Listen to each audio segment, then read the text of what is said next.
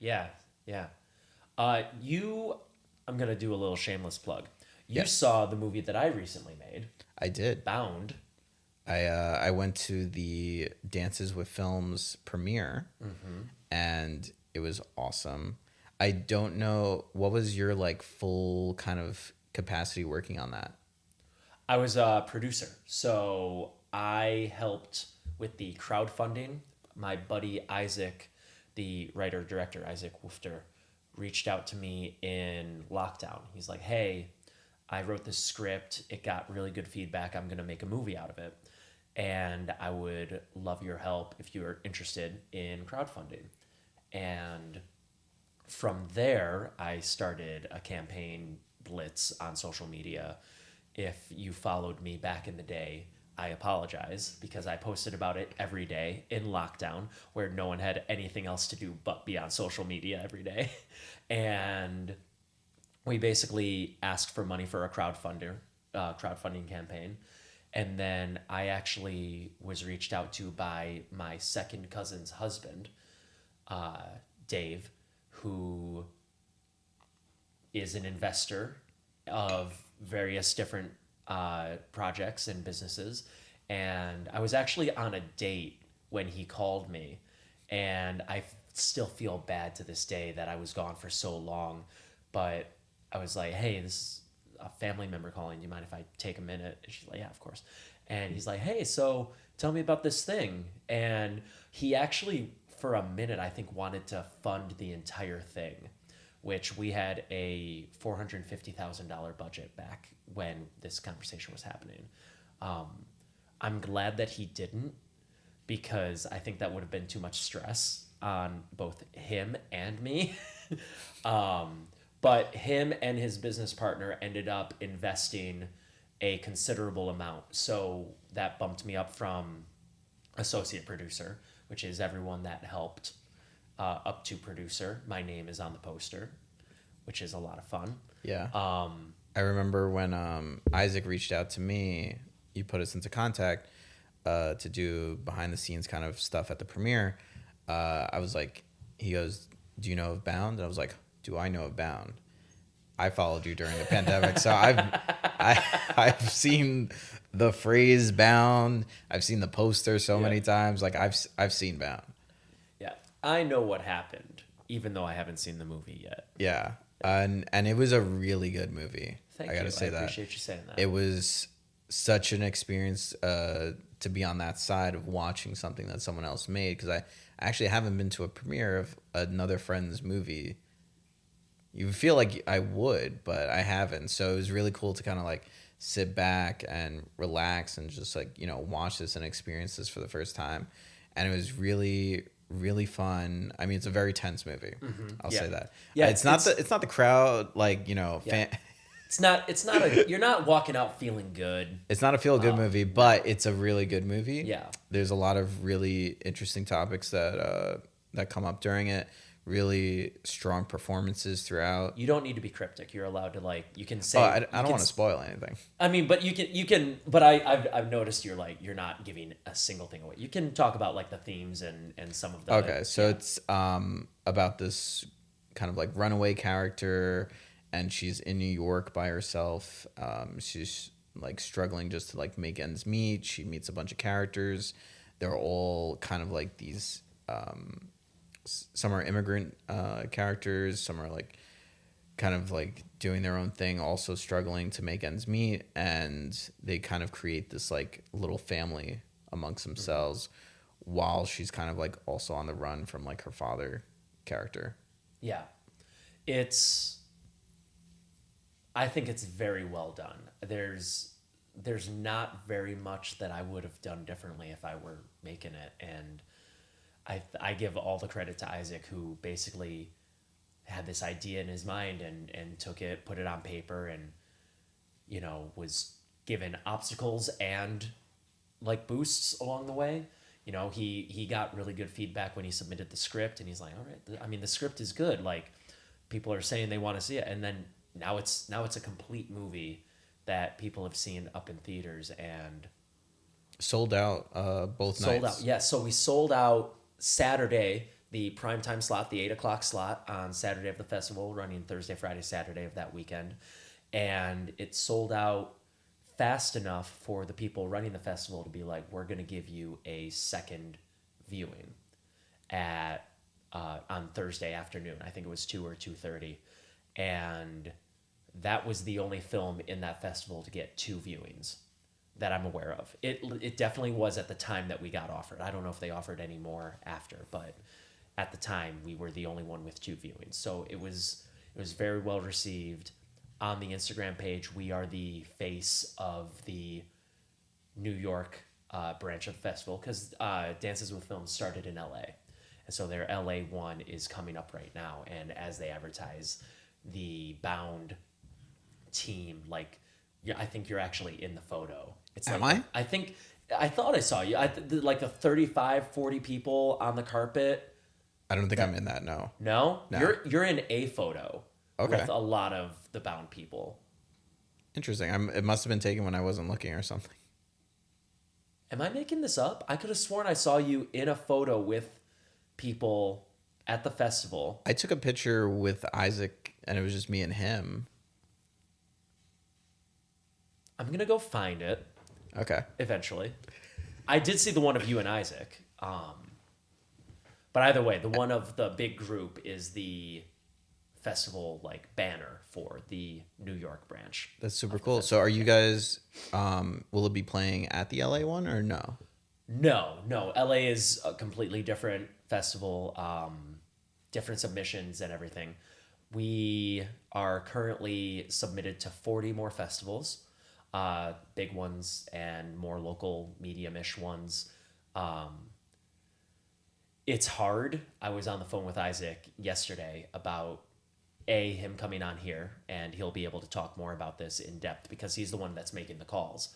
But it's my understanding that most of the slots are bought in advance for like the big festivals like Tribeca, Sundance, Cannes, and the amount of films that are picked after all of those purchased slots are 3 to 5 films. That makes a lot of sense. Yep. So this idea of, they're picking the best. It's like they're picking the best for the last few slots at the very end, not for the entire festival. They're picking their buddies. Yeah. So that's a little disheartening. It explains why some bad films come out of these festivals because they're purchased slots. That makes sense. Yeah. But we are hopeful that we're going to get into several more festivals before time is done and market based on those festivals. And then, I think by this time next year, we're hoping to have some kind of distribution so that people can watch it at home. Yeah. Like you said, paying for it, maybe not on Netflix or Amazon, Amazon Prime, the streaming one. And we'll see what we can make happen. We've gotten offers, but from small time distributors who are just like, we're going to give you X amount. It's not going to cover your budget, so you're going to lose money. And we're just going to throw it on Vudu or et cetera, et cetera, et cetera. And we're not going to market it. It's just going to be there. And hopefully someone buys it or hopefully someone rents it. And it's a better movie than that treatment. Yeah. So, especially with everything that you guys gone through to get it made. Yeah. And we want to make sure the people that worked hard on it, because we don't have any A-list celebrities in it, but we've got some bigger names that came in and have proven that they have a good resume and they've got good acting chops. And, I don't know if they actually care if this movie sees the light of day. They got paid either way, but they're good. And I would like for everyone who worked hard on this movie for it to be successful. Unfortunately, we mark success by financial numbers, like how well did it do, which I hate. I would much rather there be like a Rotten Tomatoes. Hey, we got a 85% on Rotten Tomatoes. Like, people love it. But it's, as you said, it's what studios know they can make money off of. And one of my favorite stories about just marketing and just creating a franchise and like pushing movies forward is Cabin in the Woods. Do you remember how that got greenlit? No. Okay, so you've seen Cabin in the Woods. The Joss Whedon. Yeah. Yeah. Okay. I love that movie. Okay, amazing movie, very funny, very fun movie, horror, satire. If you haven't seen it, definitely go see it. And would you know that when it was originally made, it got shelved? They said, we don't see this making any money, and we don't think this will be good enough to make money. So they had the whole thing completed, and they just put it on a shelf somewhere, and they were like, we're going to sit on this. And again, Joss Whedon was already famous at that point. Right. Like, he has a name, but they just had no faith in the movie that was created. There were also big names in it. No. So, interesting story. Who's the main star? The redhead girl's the lead, but like Chris Hemsworth is the guy that's in it. Yeah. Yeah. Now, Chris Hemsworth wasn't famous at the time that they made it because they shot it years before. So Thor never came out. He was not famous at the time. But when they make it, this is right around the time that Chris Hemsworth had like 3 minutes at the beginning of Star Trek, where he played the father. And then right after that, he booked Thor. And then the people that made Cabin in the Woods were like, holy shit, Thor's in our movie. That's sitting over there on the shelf over there. Let's just get this out. And now Cabin in the Woods gets released. That's wild. So they had a perfectly great movie, an amazing movie, fun movie. It's a cult classic right now. Yeah. But it was just sitting on a shelf somewhere until they realized that Thor was in the movie. And that was the only important thing to them. They were like, Thor's in this movie. So anyone that saw Thor is going to see him. Right. And they're going to be like, yes, let's go see Cabin in the Woods. So all Bow needs is for one of those actors to be like the next, Marvel superhero. And then boom, you're like, Isaac's like, oh, they're in this movie. Let's put it out there. Right. And then people want to buy that. Well, that was Isaac's mistake, is not making me play the lead of the young girl running away from home because it's a bad situation and she needs to escape. I could have nailed that. That was the role you were meant to play. It was the role. And look, I get it. He wanted to go against typecasting. It's fine. I did not know that about Cabin in the Woods. That's crazy. Yeah. I mean, it makes sense. Yeah, just think about like you're there in the studio and you're watching Cabin in the Woods and you're like, nah, this isn't good enough. It's so good though. I don't It get is. it. It's so good. It's funny right from the jump with the stoner guy and the long The bong. bong that he just starts taking apart and you're like, what is he doing? And then it's a coffee cup and he's like, all right, does Amazon have one of those? Because I don't smoke, but I kind of want it either way. Like, And then even just like how they subvert so many things from that genre. oh yeah. And it's so well done. It's very much up there with like things like Scream, but on a sci-fi level. And it's just like, it's so good. How did they not see potential in it? I don't know. And I mean, yes, you did correct me with like Chris Hemsworth wasn't famous yet, but like also Sigourney Weaver's in it, Bradley Whitford's in it, the guy who plays the dad in Step Brothers. Sorry. Yeah. I forget his name. I know who you're talking about though. He's in it. Jesse Martin, the guy with the super short hair that she has a crush on. He wasn't famous then, but he's gone on and he's blown up now. So I guess maybe if Hemsworth never blew up, we would have never seen it. But Jesse Martin got famous recently, so we might have gotten it like in the last 2 years, which would have been crazy. And then, do you remember who wrote Cabin in the Woods? I think I assumed it was Joss.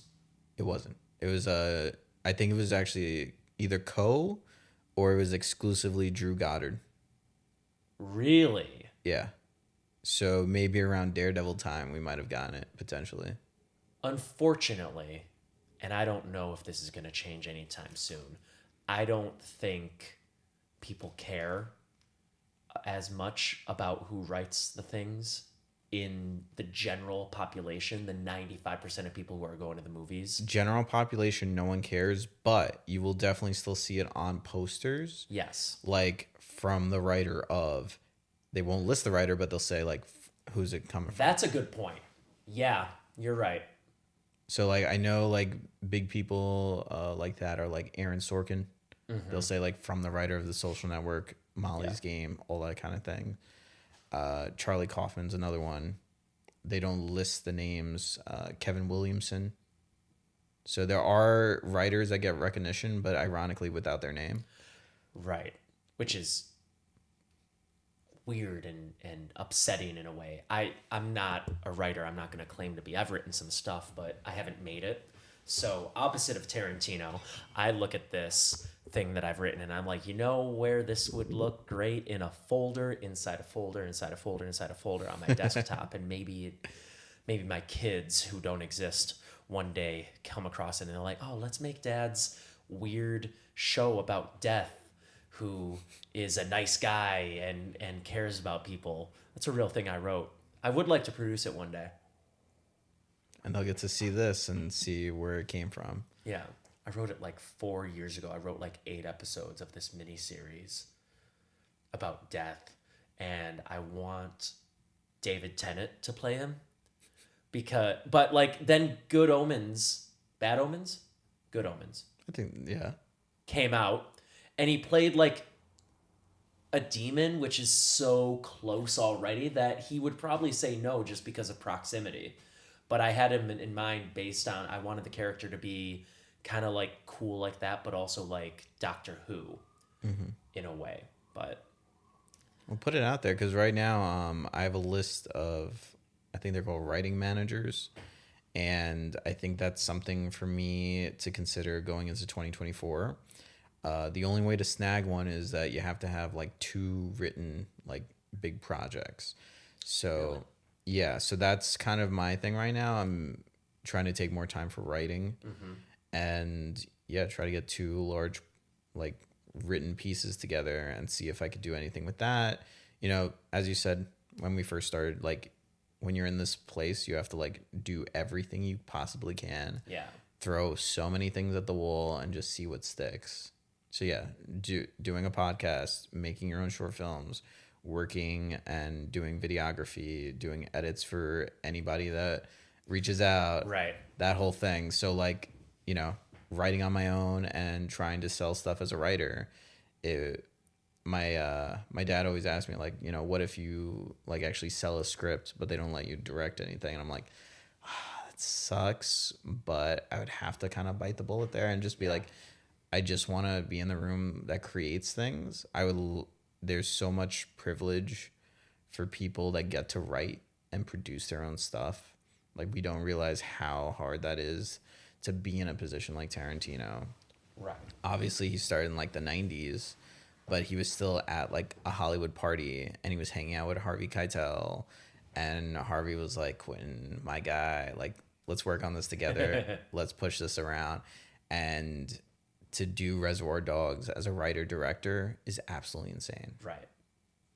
So yeah, just to have that privilege to do multiple things. I'll take a writing gig if I can. Absolutely. Right. I don't want to take up too much more of your time, but I would like to know what your Oscar predictions are. I think it's an easy dub for Oppenheimer. Okay. It's been winning like every major award at like every festival. And it's such a weird year for me because 2 of the best directors, I think in my opinion, are both up there. You have Scorsese and Nolan. And for Golden Globes, I did pick Scorsese as like my top contender. Seeing how the awards are going, I'd be very surprised if Oppenheimer doesn't pull the W. And just like, you know, Scorsese is the reason I got into filmmaking. So obviously I would love to see him get another win under his belt. Right. Especially that it took him so long to win Best Director. He didn't win it until The Departed.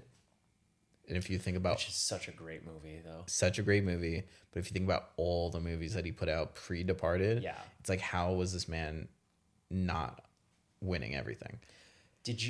Sorry, sidebar. Did you ever see the Matt Damon interview where he's talking about Jack Nicholson on the set of The Departed? I did not. It's one of the best things, and I'm not going to do it justice, but he's talking about the brilliance of Jack Nicholson and his acting and just like how he gets so into it. And he does the impression too, and he's good with impressions, but he does the Jack Nicholson voice, and he's talking, he's like, hey, Marty, like, what, you know, it's the scene where he's on the beach and he shoots the couple. Mm-hmm. He's like, what if instead of shooting the guy, I shoot the girl? And, you know, it's in the script, I shoot the girl and it ends there. But if you keep the camera going and then you show her fall, then you could have me say something like, and then it cuts to the clip, and the clip on TikTok is like Jack Nicholson saying, she fell funny. And it's just like lends credit to like how he was in the head of like just how psychotic and apathetic this character that he was playing was. And there's like 3 more of, but if you keep the camera rolling, and he just keeps like doubling down on it, and it's very worth watching because it's very good. I'm not going to do the whole I'll have to Google it. It's so funny to watch, and just, I know he's retired. I know he's kind of being a hermit right now and living his best retired life, but I would have loved to see Jack Nicholson on screen again. Man, I saw a funny interview the other day about The Wolf of Wall Street, and it was Jonah Hill telling a story about the scene where he gets punched in the face by I forget his name, the guy that plays the Punisher. I was about to say Frank. Nope, that's the Punisher's name. Yeah.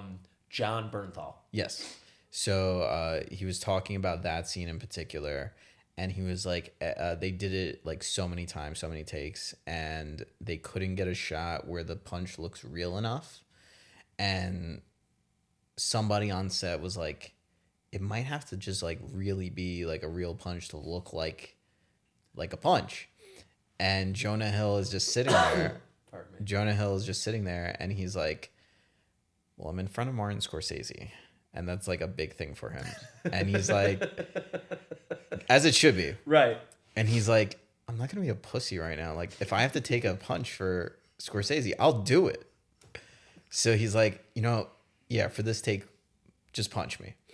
And he takes a full-on punch from John Bernthal. Oh, and that guy knows how to punch too. He does, and he's like built when he did that role. Oh, he was huge, absolutely, like just like a monster of a person. And he takes the punch, and I'm listening to this interview, and I'm like, let me go look at that scene again. I look at it; it happens so fast. You really didn't need to punch him in the face. It is barely noticeable. That's great. You just really didn't need to. Oh, man. But he has that story now that he took a punch from John Bernthal for almost nothing. I can imagine how pissed he must have been when he saw like most of it ended up on the... I would imagine it was just cutting room like stuff that they just cut it to make it be super quick. That's hilarious. I love that so much. Yeah, I mean that's the things that, you know, we go through. I imagine hopefully when I get to, you know, my upcoming fight scene, that I don't have a situation where we're just like, maybe we should like really do that. Yeah, we're not doing that. That's why I got the fight coordinator. You know, right. It's his job to make that call, and my job to be like, I don't know. Nick, I think we need to actually punch each other. We're not doing that. Yeah, I don't think that's the move. I'm not Scorsese. This isn't that important.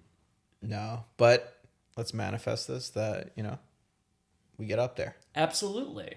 You got to aim for the top. I would love, you know. So go ahead. Sorry to cut you off, but so my dream is to obviously make movies for a living, like make a living off of that, and to put movies out there on the big screen.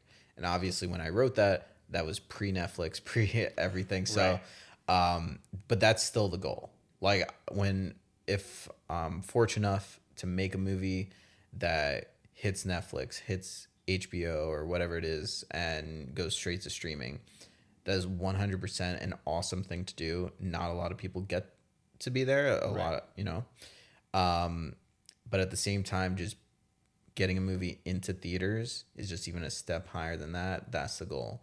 What is your goal?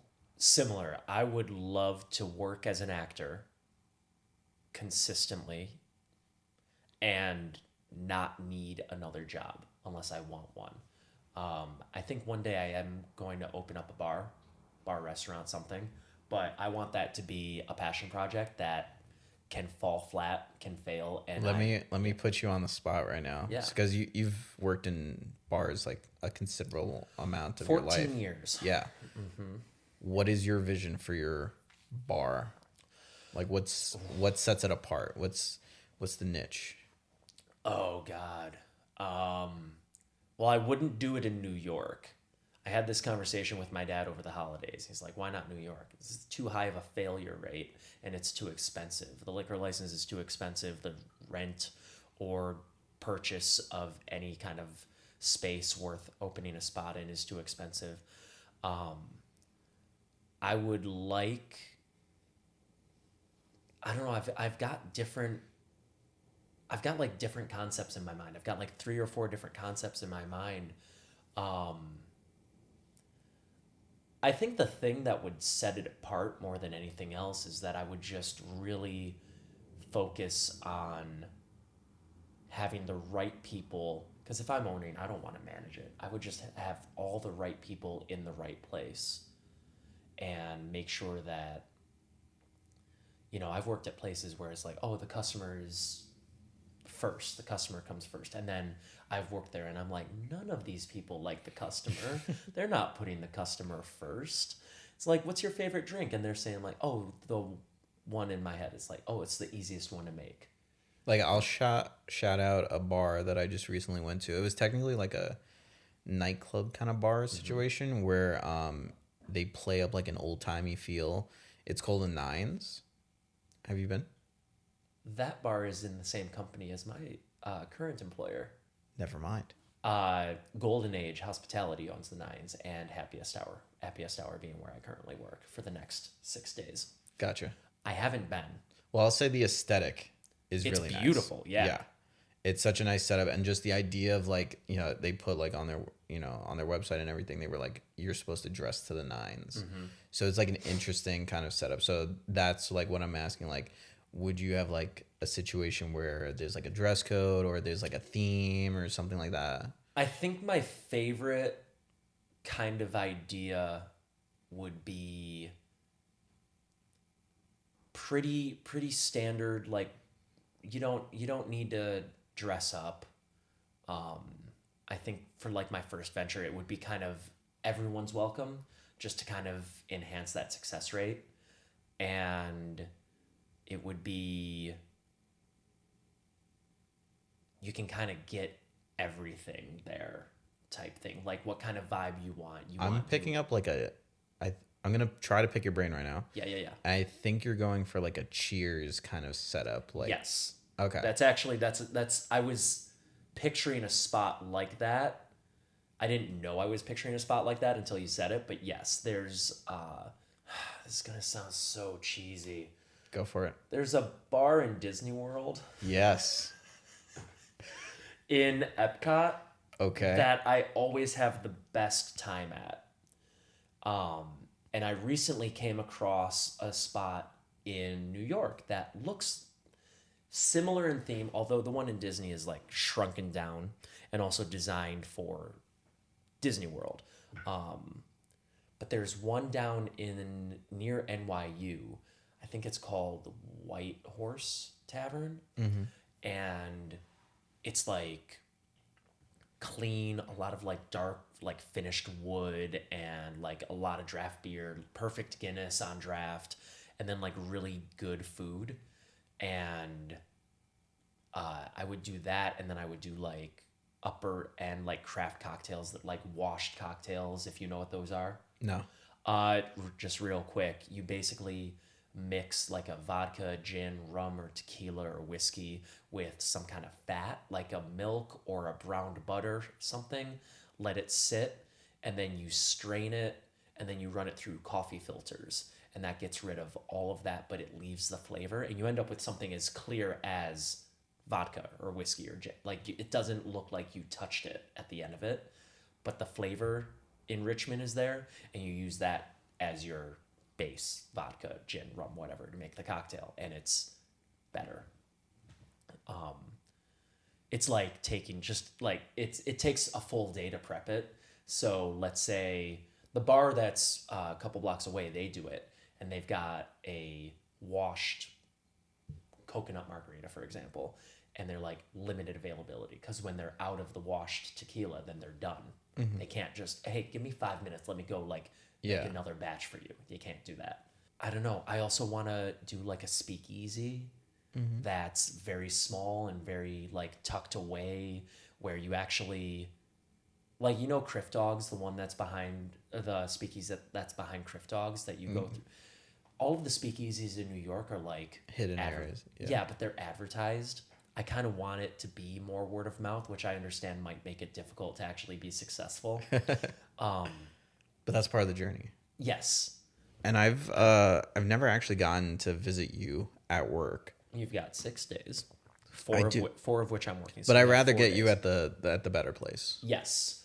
I like Happiest Hour. It's not a place I would ever hang out because it is a lot of 21 to 25-year-olds who I love. I like a lot of my customers are these people, and they're great, but a room full of 200 of them when you're shoulder to shoulder, like crunched up against each other, and let's say you get something that's not a beer in a bottle. Let's say you get something that's in a coupe or in a martini glass. That's getting bumped, and you're spilling it pretty much no matter what, is if you're moving away from the bar or your table. And so that's just not my kind of place.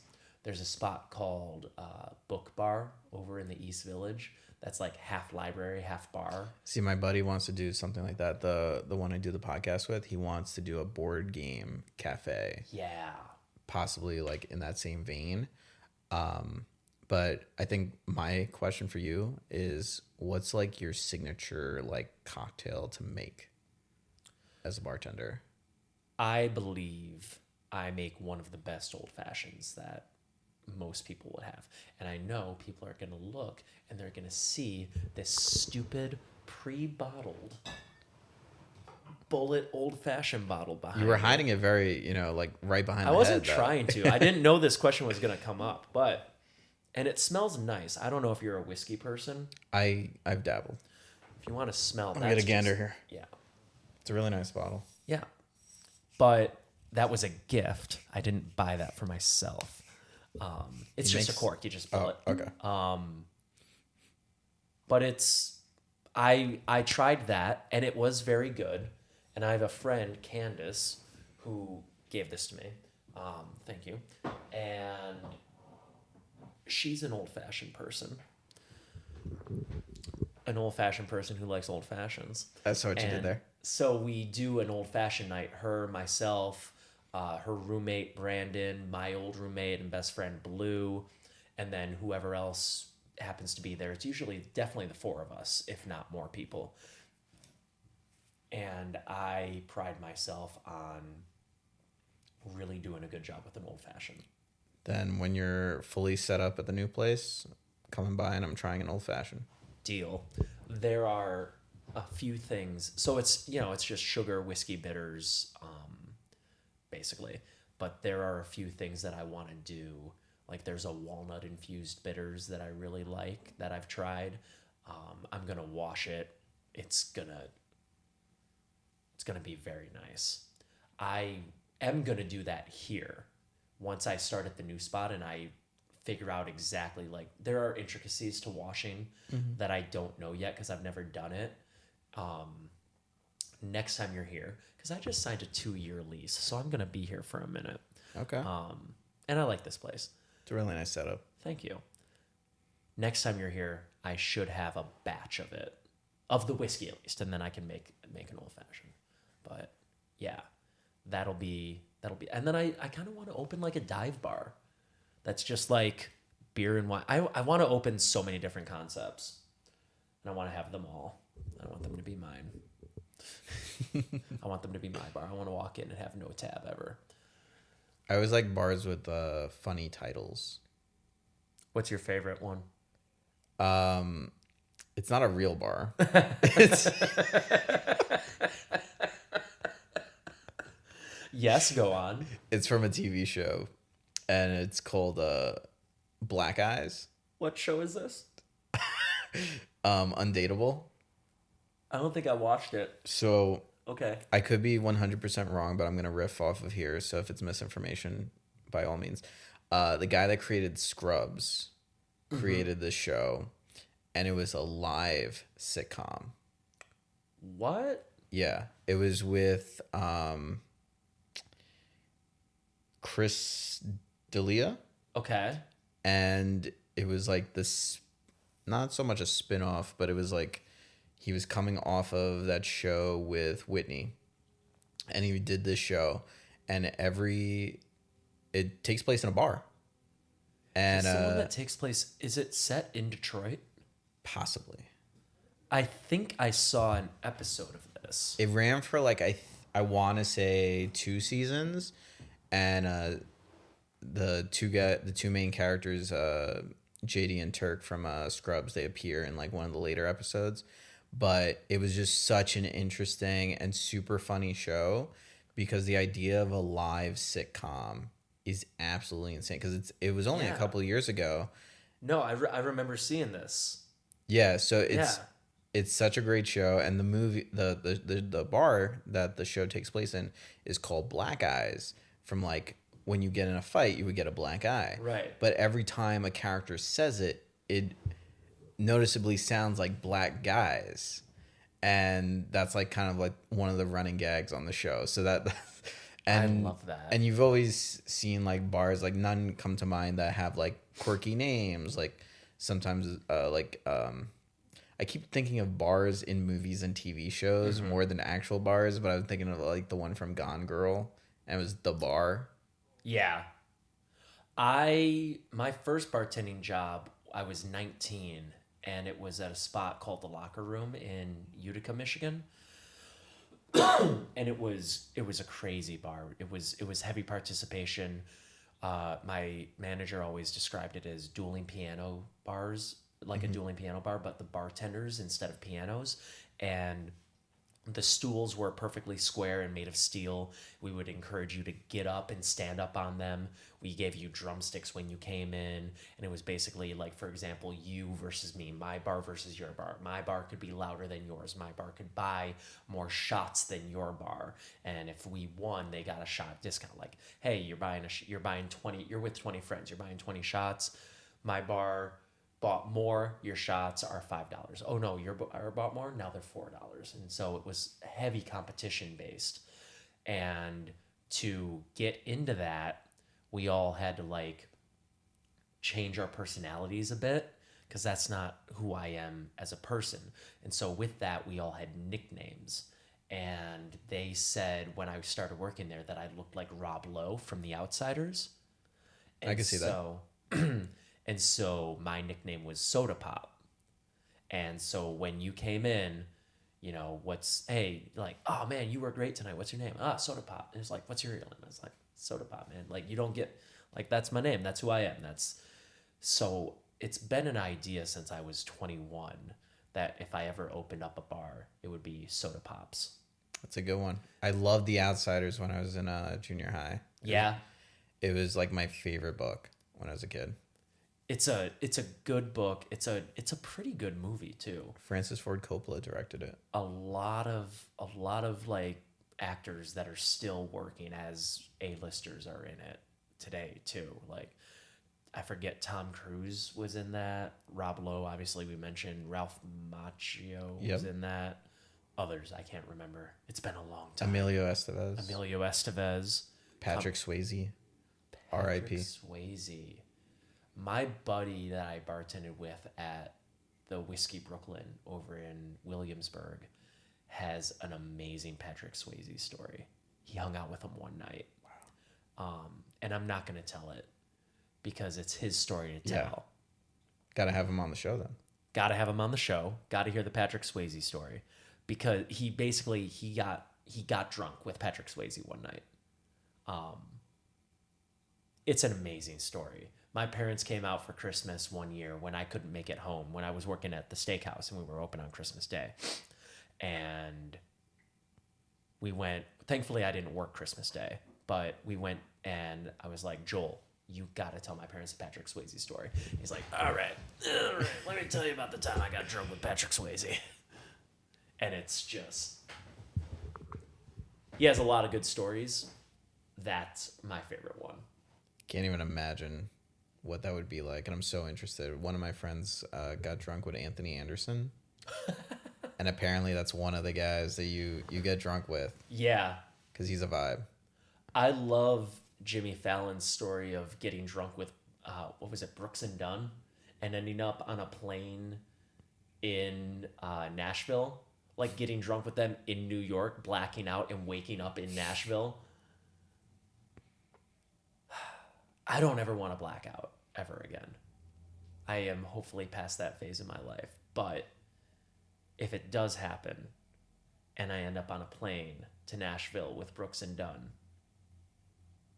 I'm not going to be that upset about it. You just want to have a little bit of the memory. I'm also at a point where, so I'm doing Dry January. Mm-hmm. And I think I want to keep it going longer than January. And I don't really know if or when I want to like pick a drink back up again. It's something that I've been trying to move away from for a long time at this point. And just, I think it's probably hard with like your line of work because like, yeah, absolutely. Yeah. Also, just New York, there's only so many things to do. And if you want to see friends, if you want to catch up and you don't have a podcast, then it's usually, hey, what are you doing? Do you want to go grab a drink? Yeah. Because grabbing a drink is cheaper than going and grabbing dinner. Dinner can be $80, $100 depending on where you go. And also, you're probably having drinks at dinner. So why not go grab a beer at a bar instead? And it's cheap. And I get it. It's everywhere and it's all the time. And I think I decided that what I want to get to is back to a point where it's like special occasions only. See, that's where I am at right now. Yeah. Where it's like very special, like social things and not a let's hang out this weekend kind of thing. Yeah. Yeah, because my buddy's going to get married one day, and he's told me for the past few years, like, you're going to be my best man. And I'm like, great. And I would love to, he likes gin. I'm not drinking gin at his bachelor party. I don't care what he says. But I would like to get him a gin drink and then also order me like a whiskey. And then I'd like to cheers him at his bachelor party. Yeah. But I'd also like to get to, okay, well, I have the one. And then I can finish it and then I can be done. I don't need 6, 8, 10 more. I think that's where mentally I'm at now, and I think that's what I'd like to continue. I don't want to be the person that's like, oh no, not a single drop for the rest of my life, because it's fun when they're passing around the champagne toast and there's like that much champagne. And I've seen people, and I'm not judging. I get people. Yeah. They don't want to ever touch it again, or if they never want to touch it to begin with. But I want that little bit of champagne. Yeah. Yeah. And I know that's weird to say on a podcast called Splittin' the Bottle, where basically the whole thing centers around drinking. But we'll see if that ends up being what it is. Splitting a jar. Splitting a jar. This is not the first time I've used this jar. I used it with my buddy Steve West. I made whiskey juleps. It's pretty good. Yeah, I think it's also like an interesting setup, like the conversation of splitting a bottle. So, yeah, maybe just put it in a bottle. Yeah. I'm going to keep the name. I think the name is the best part about the show. The host, whack. Bottle, whack. Setup, whack. Maybe you make it like experimental, where it's called Splitting a Bottle and there's never a bottle. Like, just say like it's indie. This is the indie podcast. Interesting. I'm going to have to delete this footage and I'm going to have to claim that it was my idea. Okay, by all means. I'm kidding. It's too many pieces of footage. I think this is a good place to stop. I want to thank you for coming on. Thank you for having me. This is empty, but I'm going to cheers you again. This has been a lot of fun. Please do not hesitate to come back for a third episode.